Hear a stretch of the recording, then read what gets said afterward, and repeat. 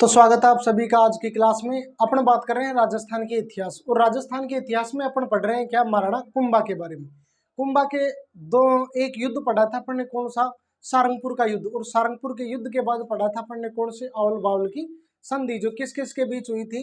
अपन बात करें तो इधर कुंभा और उधर मारवाड़ की ओर से कौन था, राव जोधा। वहीं पढ़ा था अपन ने राठौड़ों का 15 वर्षीय संघर्ष। आज अपन बात करेंगे नागौर का युद्ध या नागौर का उत्तराधिकार का संघर्ष। ये कंटिन्यू चल रहा है महाराणा कुंभा में, नागौर का उत्तराधिकार का संघर्ष।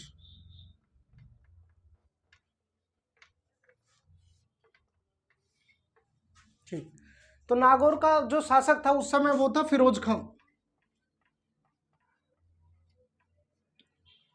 फिरोज खां, और इस फिरोज खां का भाई था मुजाहिद खां।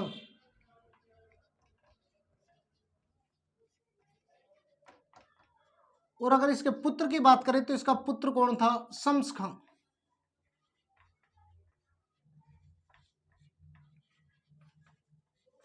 मृत्यु हो गई किसकी, फिरोज खां की। फिरोज खां की मृत्यु के बाद उत्तराधिकार मतलब राजगद्दी के लिए युद्ध हुआ फिरोज खां के भाई मुजाहिद खां प्लस इसके पुत्र शम्स खां के बीच। कुंभा ने किसकी मदद की, तो कुंभा ने मदद की शम्स खां की।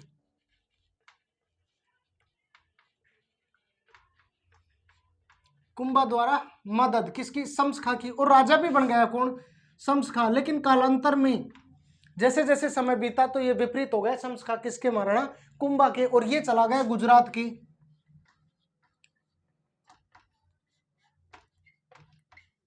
गुजरात के कुतुबुद्दीन शाह की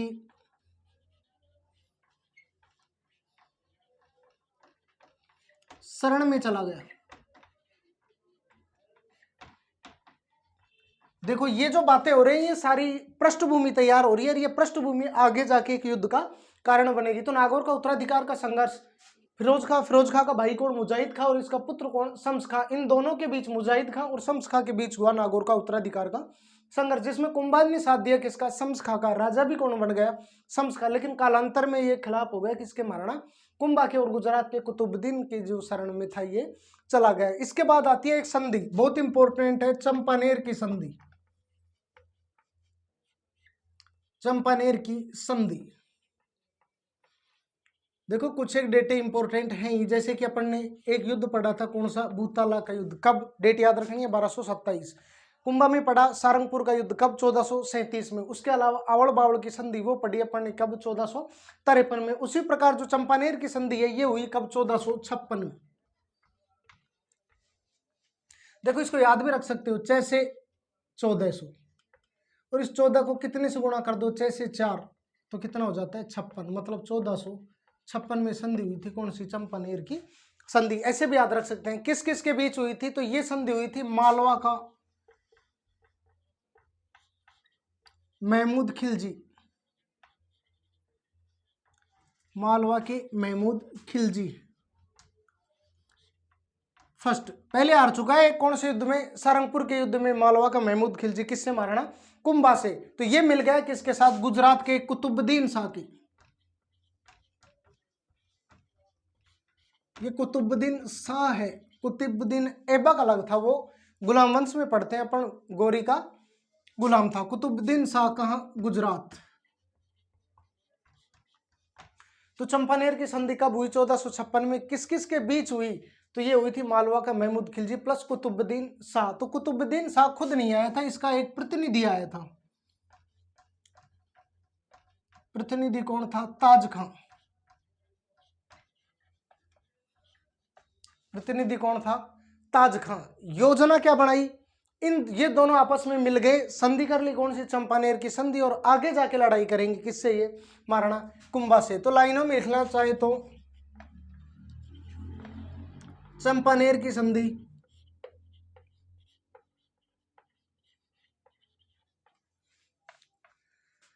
मालवा प्लस शासक लिखी रख के अपन ने, मालवा प्लस मालवा और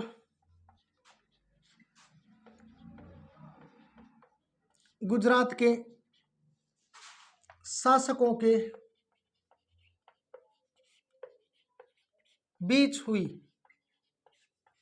तो मालवा का तो कौन, महमूद खिलजी फर्स्ट, जो सारंगपुर के युद्ध में भी हार चुका है, किससे, महाराणा कुंभा से। उसके अलावा गुजरात का कौन, कुतुबुद्दीन शाह। तो चंपानेर की संधि मालवा और गुजरात के शासकों के बीच हुई। इस संधि का उद्देश्य, इस संधि का उद्देश्य मेवाड़ के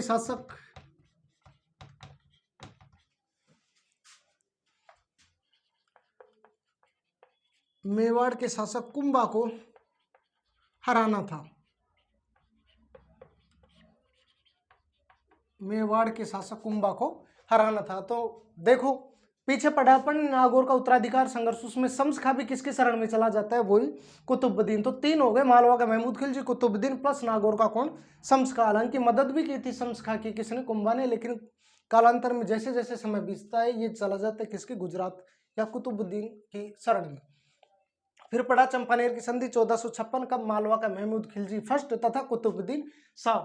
चंपानेर की संधि मालवा और गुजरात के बीच हुई। इस संधि का मुख्य उद्देश्य था, वो क्या था, मेवाड़ के शासक राणा कुंभा को हराना। देखो पृष्ठभूमि तैयार कर ली युद्ध की, मालवा, गुजरात और इधर से कौन मिल गया, नागौर। और ये तीनों एकजुट होकर हमला करेंगे महाराणा कुंभा पर। वो युद्ध होगा कौन सा, बदनौर का युद्ध। तो धीरे धीरे शासक चारों तरफ के एकजुट होते जा रहे हैं और किसको हराने की कोशिश कर रहे हैं, महाराणा कुंभा को। लेकिन एक शक्तिशाली शासक था महाराणा कुंभा। और युद्ध होता है कौन सा, बदनौर का युद्ध।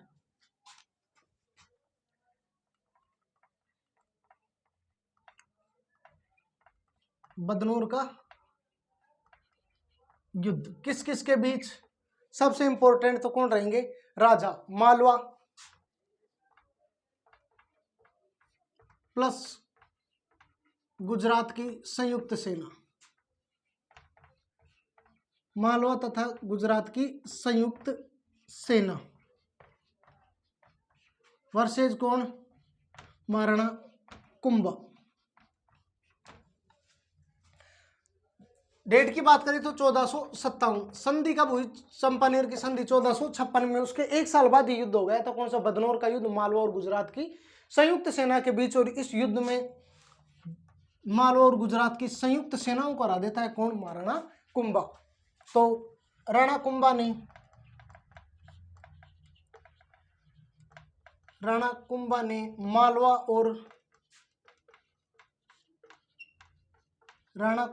मालवा और गुजरात की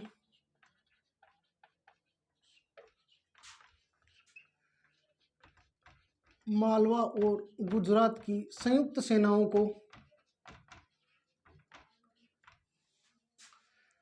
सेनाओं को हरा दिया। मतलब इस युद्ध का रिजल्ट किसके पक्ष में है, महाराणा कुंभा का। और संयुक्त सेना हार गई कहां का, कि मालवा का महमूद खिलजी फर्स्ट तथा गुजरात का कौन, कुतुबुद्दीन शाह। जिसके साथ साथ कौन था, अपन बात करें तो नागौर का शम्स खां। इसी विजय के उपलक्ष्य में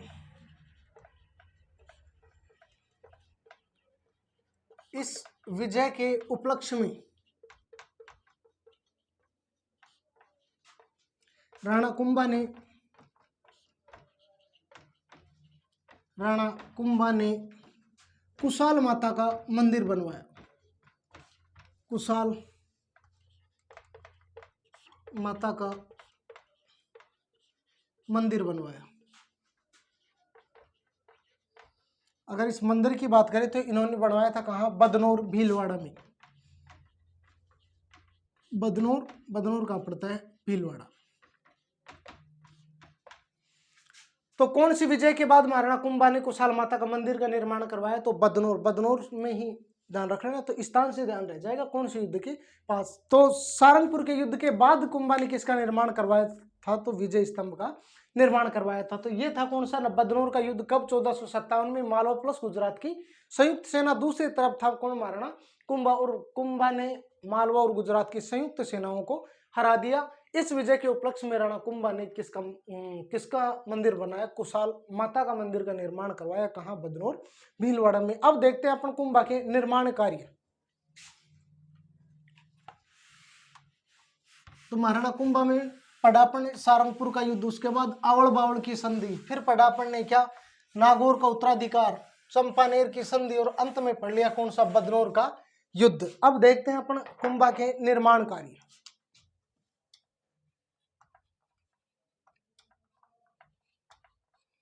कुंभा के निर्माण कार्य,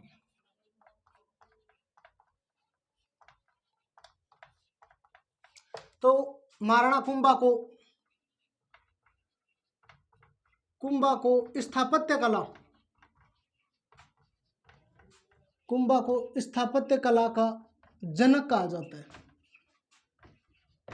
स्थापत्य कला का जनक कहा जाता है। एक बुक पढ़ी थी अपन ने, कौन सी, वीर विनोद। तो वीर विनोद पुस्तक के लेखक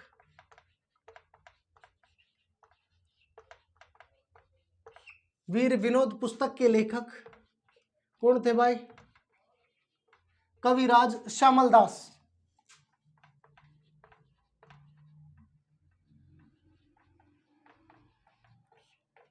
वीर विनोद पुस्तक के लेखक कविराज श्यामल दास के अनुसार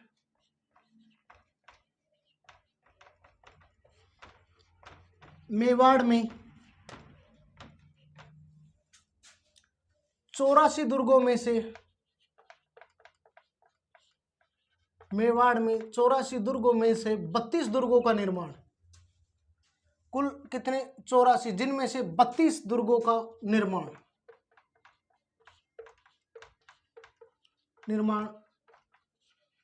कुंभा ने करवाया।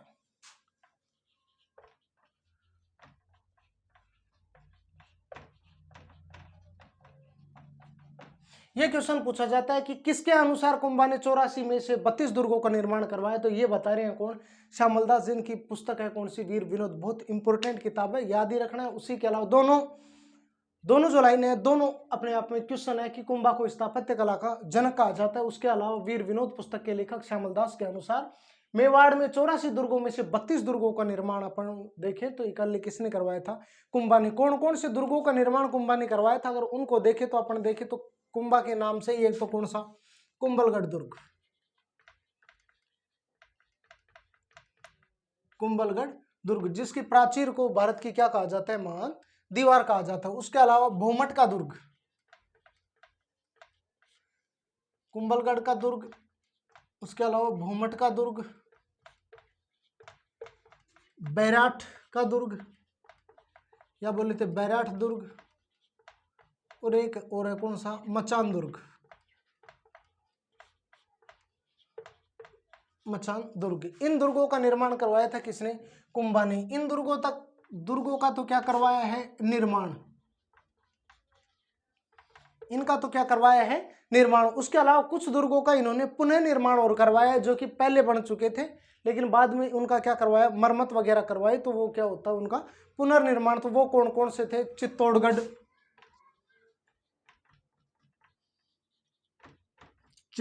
दुर्ग, उसके अलावा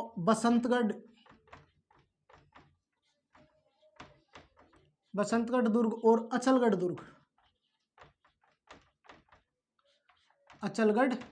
दुर्ग। इन दुर्गों का कुंभा ने क्या करवाया था, पुनः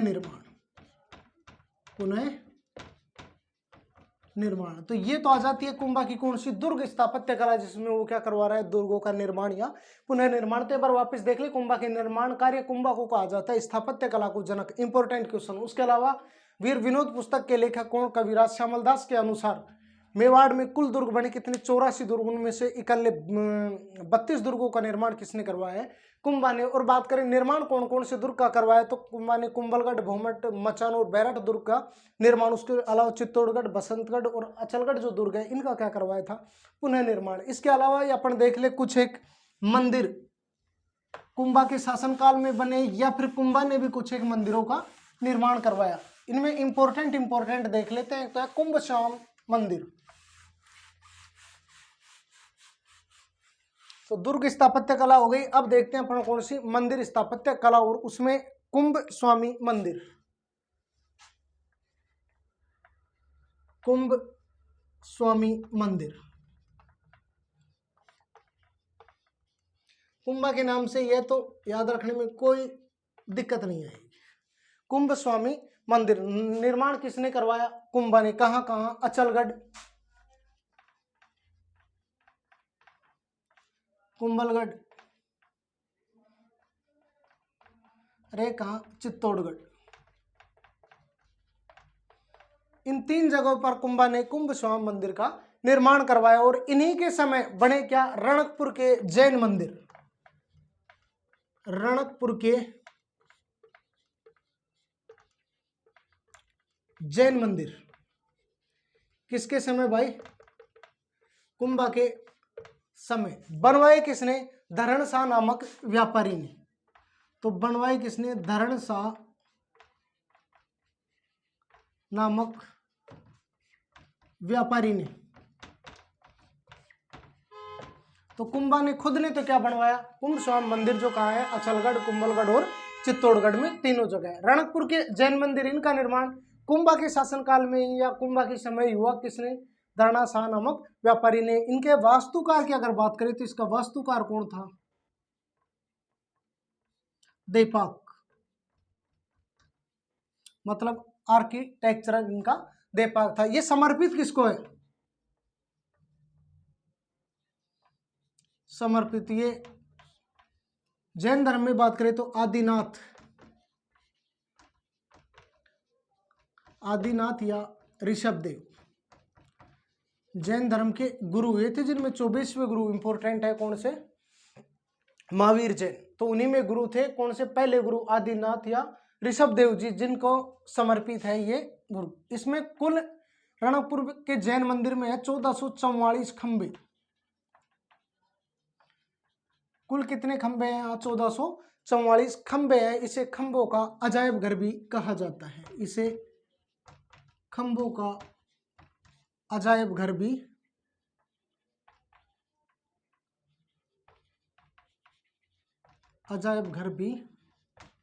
कहा जाता है।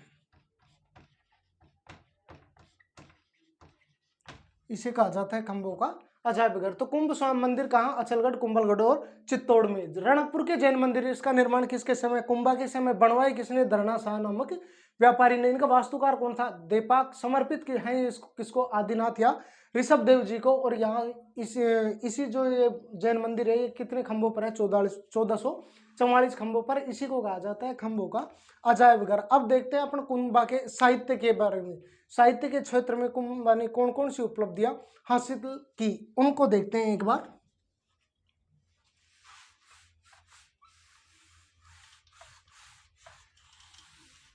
तो मेवाड़ का एक इंपॉर्टेंट शासक के बारे में अपन पढ़ रहे हैं, महाराणा कुंभा के बारे में। कुंभा के पिता की बात करें तो अपन ने पीछे चर्चा की थी। कौन? मोकल। मां कौन थी इनकी? सौभाग्यवती। तो अब देखते हैं अपन साहित्य। कुंभा के साहित्य में से पूछा जाता है। और कुंभा द्वारा रचित, कुंभा द्वारा रचित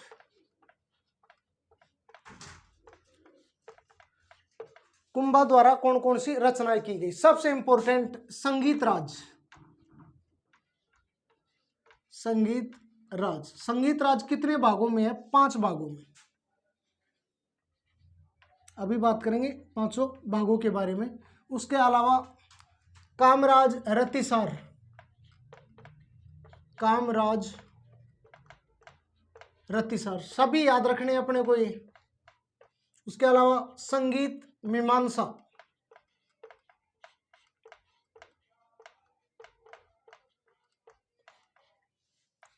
संगीत सुधा,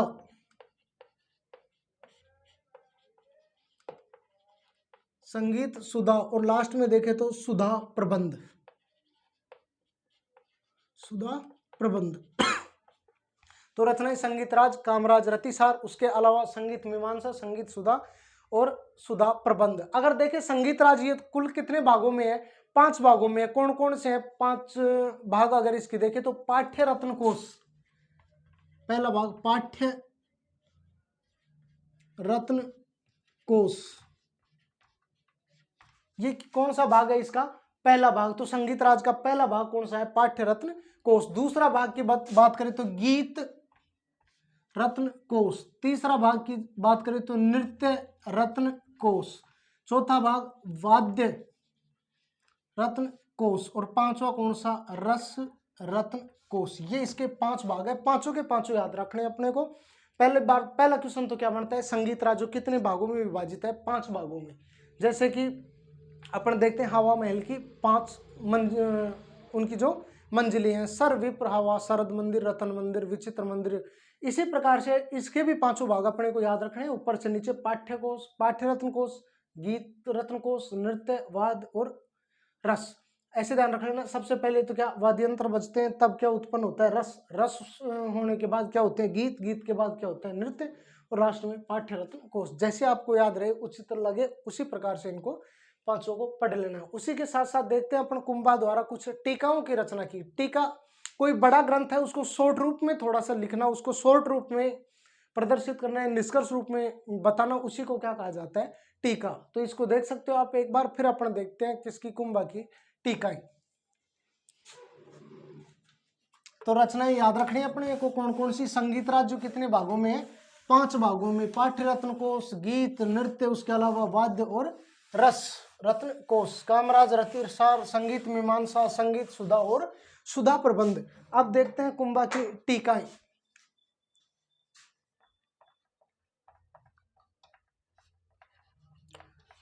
टीकाएं मतलब किसी बड़े ग्रंथ का शॉर्ट रूप में लिखना। तो सबसे पहले इन्होंने जयदेव की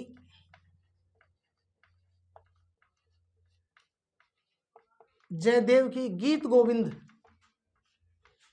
तो जयदेव की रचना कौन सी, गीत गोविंद पर टीका लिखी, और उस टीका का नाम क्या है, रसिक प्रिया। बहुत इंपॉर्टेंट है। जयदेव की कौन सी रचना, गीत गोविंद, उस पर टीका लिखी किसने, कुंभा ने। क्या नाम था उसका, रसिक प्रिया। उसके अलावा बाण भट्ट की चंडी शतक, बाण भट्ट की चंडी शतक पर टीका, इसका नाम नहीं मिलता, एक का ही मिलता है, जयदेव की गीत गोविंद, उस पर टीका लिखी है कौन सी, रसिक प्रिया। दूसरी है बाण भट्ट की चंडी शतक पर। तीसरी है सारंगधर की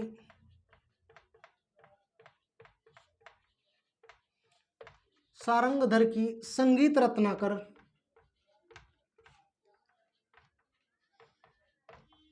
सारंगधर की संगीत रत्नाकर पर टीका। तो ये था कौन, टीकाओं के बारे में। उसके अलावा बात करें तो नाटक,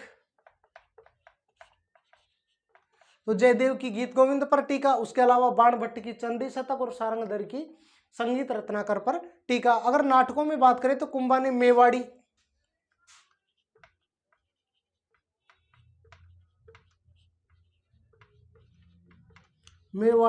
उसके अलावा मराठी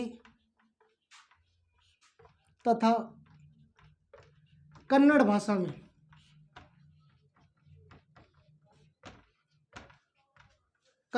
में नाटक लिखे। जैसे देखो नाटकों में से अगर क्वेश्चन बनेगा तो कैसे बनेगा, कुंभा ने कौन कौन सी भाषाओं में, तो भाषा कौन कौन सी, मेवाड़ी, मराठी तथा कन्नड़। और एक भाषा की और बात कर लेते हैं अपन, तो उसमें आ जाती है कौन सी, संस्कृत भाषा।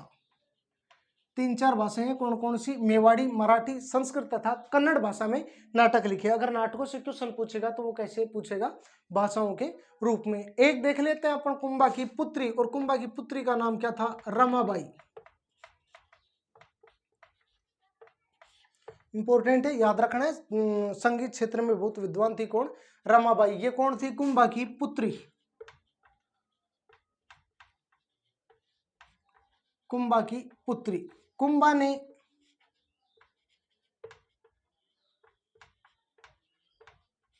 इन्हें जावर, जहां से लाखा के समय क्या चांदी निकलना प्रारंभ हुई, तो कुंभा ने इन्हें जावर का परगना दिया। परगना यानी आजकल तहसील जितना क्षेत्र होते हैं उसी को बोलते हैं क्या, परगना। तो जावर का परगना दिया, जावर का परगना दिया। इनकी एक उपाधि इंपॉर्टेंट है, उपाधि क्या है इनकी, वागेश्वरी। या बोलते वागेश्वरी बाहुमान की उपाधि दी थी किसने? कुंभा ने। क्यों? संगीत में रुचि थी इनकी, तो इनको ये उपाधि मिली संगीत में रुचि के कारण। तो ये था अपन ने टीका जयदेव की गीत गोविंद पर। कौन सी टीका? नाम याद रखना है कौन सा? रसिक प्रिया। उसके अलावा इनके नाम नहीं मिलते, बाण भट्ट की चंडी शतक पर टीका और सारंगधर की गीत संगीत रत्नाकर पर टीका। नाटक कुंभा ने कौन कौन सी भाषा में? मेवाड़ी, मराठी, संस्कृत तथा कन्नड़ भाषा में नाटक लिखे। रमाबाई कौन थी? कुंभा की पुत्री। कुंभा ने इन्हें कहा का जावर का परगना जाओ राणा लाखा के समय यहाँ चांदी का खनन स्टार्ट हुआ था और इनकी उपाधि मिलती है कौन सी? वागेश्वरी। किसने दी? कुंभा ने। क्यों? संगीत में रुचि रखने के कारण। अब कुंभा के बारे में अपने दो टॉपिक हो रहे हैं, कौन कौन से? एक तो कुंभा के दरबारी विद्वान, दूसरा कौन सा? कुंभा की उपाधियां। तो आज अपन ने पढ़ा क्या? एक तो नागौर का उत्तराधिकार संघर्ष, कौन कौन? फिरोज खां का पुत्र मुजाहिद, फिरोज खां का भाई कौन? मुजाहिद, तथा फिरोज खां का पुत्र कौन? शम्स खां। तो इसमें कुंभा ने साथ दिया किसका? शम्स खां का, लेकिन कालांतर में वो किसके शरण में चला गया? कुतुबुद्दीन के शरण में। दूसरा पढ़ा अपन ने चंपानेर की संधि, कब? 1456 में। किस किस के बीच? मालवा के महमूद खिलजी तथा उधर बात करें तो अपन गुजरात का कुतुबुद्दीन। इसमें क्या हुआ कि भाई जो इन दोनों ने मिलकर कुंभा पर युद्ध करने की योजना बनाई, मुख्य उद्देश्य था कुंभा को हराना। उसके बाद युद्ध होता है 1457 में, कौन सा? बदनौर भीलवाड़ा का युद्ध, जिसमें जीतता कौन है? कुंभा। और उस जीत की याद में कुंभा ने निर्माण करवाया बदनौर भीलवाड़ा में किसका? कुशाल माता का मंदिर। तो सारंगपुर का युद्ध जीतने के बाद कुंभा ने बनवाया था क्या? विजय स्तंभ। उसके बाद देखा था अपन ने कुंभा के निर्माण कार्य, और उसमें सबसे पहले देखा था क्या? दुर्ग। दुर्गों का कुछ एक दुर्ग जैसे कुंभलगढ़, भूमट, मचान दुर्ग, बैराठ, इनका तो निर्माण। उसके अलावा बात करें तो चित्तौड़, बसंतगढ़ और अचलगढ़ जो दुर्ग थे, इनका क्या करवाया था? पुनः निर्माण। मंदिरों में बात करें तो कुंभ स्वाम मंदिर कहाँ? कुंभलगढ़, अचलगढ़ और चित्तौड़ में। उसके अलावा पढ़ा था अपन ने रणकपुर के जैन मंदिर किसने बनवाए? धरना शाह नामक व्यापारी, जिनका वास्तुकार कौन था? देपाक। किसको समर्पित है? आदिनाथ या ऋषभ देव जी को। कितने खंभे हैं? 1444। इसी वजह से कहा जाता है उसको खंभों का अजायब घर। साहित्य के बारे में बात करें तो साहित्य में देखा संगीत राज जो कितने भागों में विभाजित है? 5 भागों में। पाठ्य रत्न कोश, उसके अलावा गीत रत्न कोश, नृत्य रत्न कोश, उसके अलावा बात करें तो अपन वाद्य रत्न कोश, और लास्ट में था रस रत्न कोश। उसके अलावा कामराज रतिसार, और बात करें संगीत मीमांसा, संगीत सुधा और सुधा प्रबंध। फिर देखा था अपन ने कुंभा के टीकाएं कौन कौन सी? सबसे पहली थी जयदेव की गीत गोविंद पर टीका, कौन सी? रसिक प्रिया। उसके अलावा बाण भट्ट की चंडी शतक, और एक बात की थी अपन ने सारंगधर की संगीत रत्नाकर पर टीका। नाटक कुंभा ने मेवाड़ी, मराठी तथा उसके अलावा कन्नड़ और संस्कृत भाषा में नाटक लिखे। लास्ट में पढ़ा था रमाबाई कुंभा की क्या थी? पुत्री, जिनकी उपाधि क्या मिलती है? वागेश्वरी बाहुमान, और कुंभा ने इन्हें जावर का परगना दिया। तो धन्यवाद आप सभी का।